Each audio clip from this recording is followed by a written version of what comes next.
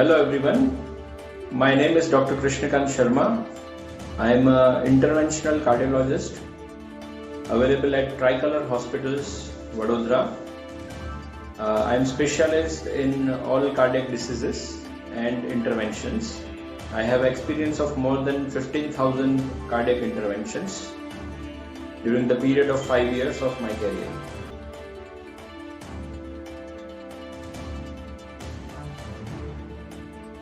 Hello everyone again. The heart failure means heart is a pump which works 24/7. Each and every moment the heart is pumping the oxygenated blood to the body. So when it's unable to pump, जब वो pump नहीं कर पाता है तो उस चीज को फेलर बोलते हैं. So the pumping failure is called as a heart failure. So the left ventricle is the chamber of the heart. जो सारी बॉडी में ऑक्सीजनेटेड ब्लड पंप करता है, वो जब नहीं पंप कर सकता है तो उसको हार्ट फेलियर गिना जाता है.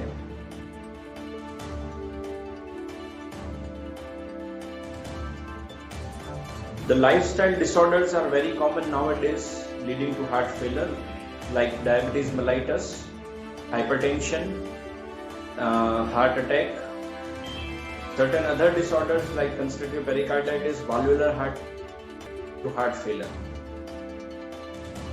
And in India, the young populations are also having a low ejection fraction or pumping failure condition. So we have to aware about that, what is heart failure and how to prevent it.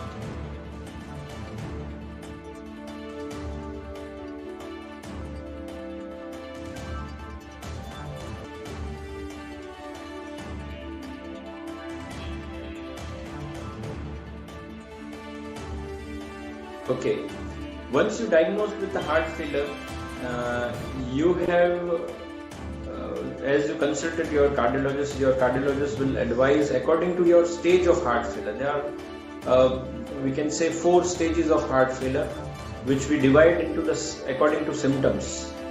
Like एक NYHA class होती है, उसके हिसाब से हम heart failure के patients को mild, moderate, severe की कैटेगरी में, या 4 ग्रेड्स होते हैं हमारे, उसके बेसिस पे हम उनको उसमें डिवाइड करते हैं.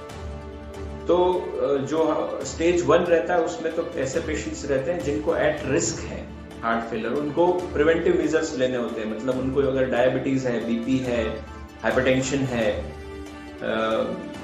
या ऑलरेडी फैमिली हिस्ट्री में हार्ट अटैक्स हैं, तो उनको रेगुलर चेकअप कराना होता है, अपना डायबिटीज, ब्लड प्रेशर वगैरह कंट्रोल रखना होता है. सो ताकि वो ऐसे इवेंट्स ना होने दें जिनसे हार्ट का पंपिंग डिस्टर्ब हो या डैमेज हो. स्टेज 2 में ऐसे पेशेंट्स रहते हैं जिनको हार्ट फेलियर होने की शुरुआत हो गई है. तो ऐसे पेशेंट्स के लिए non pharmacological management and pharmacological management रहता है. लाइक सर्टेन ड्रग्स होती हैं, बीटा ब्लॉकर, एसी इनहिबिटर्स. और नॉन फार्माकोलॉजिकल ट्रीटमेंट में हम उनको diet and lifestyle modification suggest करते हैं टू प्रिवेंट और एडवांस हार्ट फेलियर उनको ना डेवलप हो. स्टेज 3 ऐसे पेशेंट्स होते हैं जिनको हार्ट फेलियर डेवलप हो चुका है और वो कंपेंसेटेड फेज में है, या अपना रूटीन लाइफ मैनेज कर पा रहे हैं विथ लिटिल बिट सिम्टम्स. सो उन लोगों पेशेंट्स के लिए भी ट्रीटमेंट में डायबिटिक्स ऐड होते हैं, एसी इनहिबिटर, बीटा ब्लॉकर्स वगैरह एक ट्रीटमेंट कैटेगरी रहती है, मतलब मेडिकेशंस रहती हैं.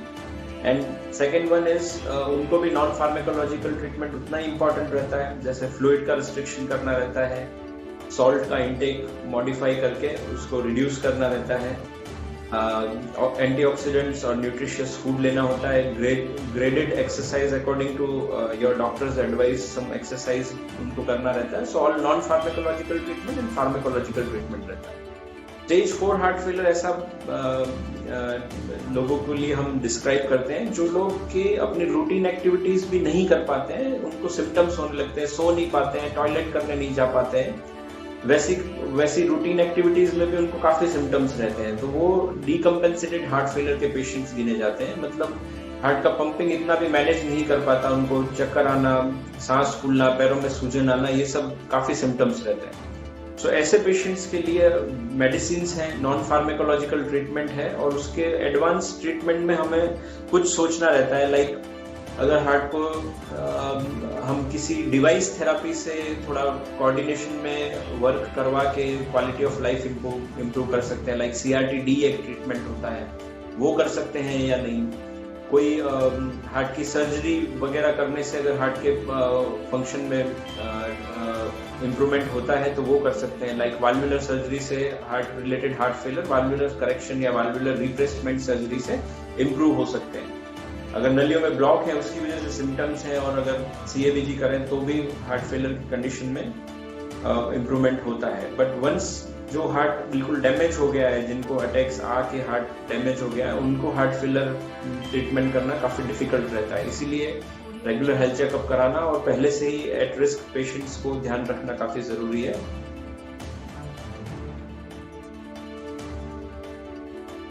जो पेशेंट को ऑलरेडी हार्ट फेलियर डायग्नोसिस है, लाइक जिनका हार्ट का पंपिंग हम इकोकार्डियोग्राफी रिपोर्ट्स में यूजुअली इजेक्शन फ्रैक्शन से उसको डिस्क्राइब करते हैं, तो जिनका इजेक्शन फ्रैक्शन लो रहता है उनमें भी माइल्ड मॉडरेट सीवियर कैटेगरी रहती है।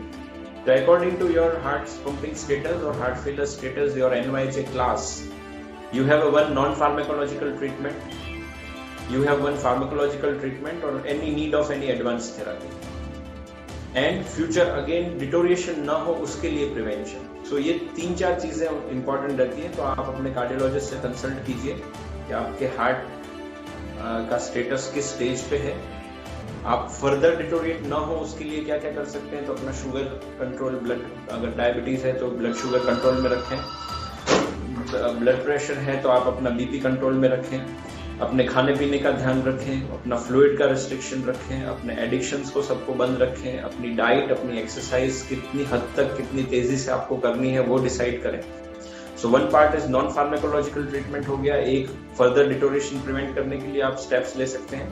दूसरा, आपको जो हार्ट फेलियर है उसका करंट ट्रीटमेंट जो आपके कार्डियोलॉजिस्ट आपको दे रहे हैं, उसमें अगर आपको उस ट्रीटमेंट के बावजूद कुछ सिम्टम्स रहते हैं या कुछ न्यू डेवलपमेंट होता है तो आप अर्ली कंसल्ट कीजिए अपने डॉक्टर को, ताकि फर्दर आपको एडमिट होने से पहले ट्रीटमेंट मिले तो आपको बार बार हॉस्पिटलाइजेशन नहीं होना पड़े।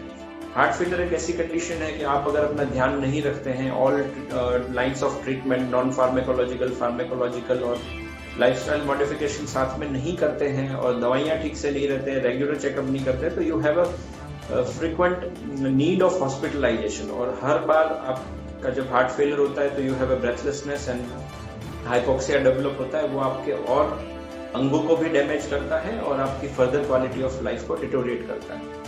So if your symptoms deteriorate, early consultation and regular consultation is needed with all modes of treatment together, like pharmacological, non-pharmacological, and further progression to be reverted or to be prevented.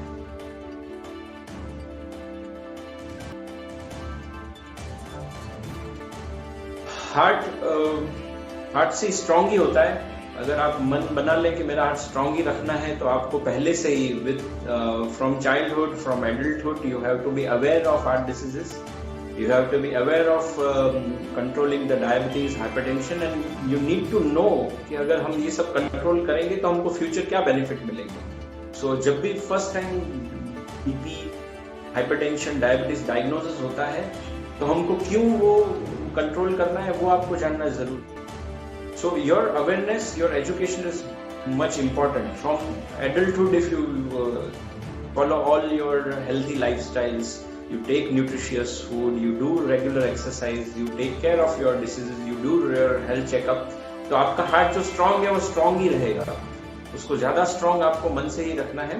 और if your family history is having some issues, you are having a stress, तो उसमें आपको ज्यादा ध्यान रखना है। So all these to be kept in the mind कि अगर आप एक हेल्दी और लाइफस्टाइल जी रहे हैं तो उसमें कुछ एडिक्शन ऐड नहीं करने हैं।